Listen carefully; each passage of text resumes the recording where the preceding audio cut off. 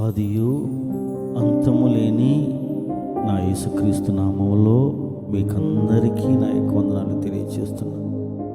ప్రియమైన వారులారా, సమాజంలో చూస్తున్నాము, మా దేవుడు గొప్పవాడు అంటారు. కాదు, మా దేవుడే గొప్పవాడని మరికొందరు ఇలా డిబేట్స్ పెట్టి పోట్లాడుకుంటున్నారు. అనేక మంది దేవుళ్ళు దేవతలు మనకు ఉన్నా వారందరూ మరణమునకు లోనై మట్టిలో కలిసిపోయినారు. సో యేసుక్రీస్తు ఒక్కడే మరణమును గెలిచి పునరుద్ధానుడై లేచి సజీవుడుగా అందరూ చూచుచుండగా పరలోకమునకు ఎక్కిపోయాడు. నిరంతరము జీవించుచున్న ఆ గొప్ప దేవుడు ఈ సమాజమునకు చెప్పుచున్న మాటలు మనం జాగ్రత్తగా విందాం.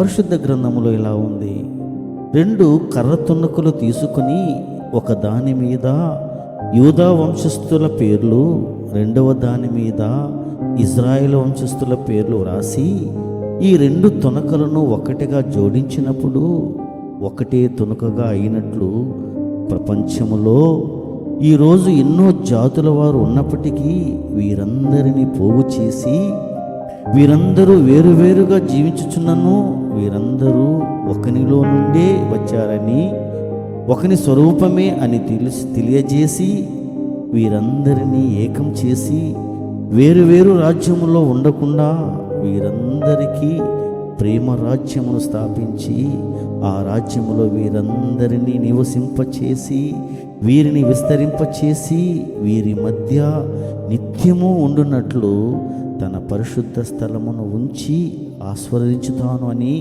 చెప్పి ఈ కార్యమును జరిగించిన యేసుక్రీస్తు అందరికీ ప్రభువై అందరికీ తండ్రి పరిపాలించుతాడు. ఎవరైతే యేసుక్రీస్తుని విసర్శించి నిత్య అగ్నిగుండమునకు పాత్రులైన వారు ఈ కార్యమును బట్టి అప్పుడు ఈయనే యెహోవా అని తెలుసుకుంటారు. ఆమేన్.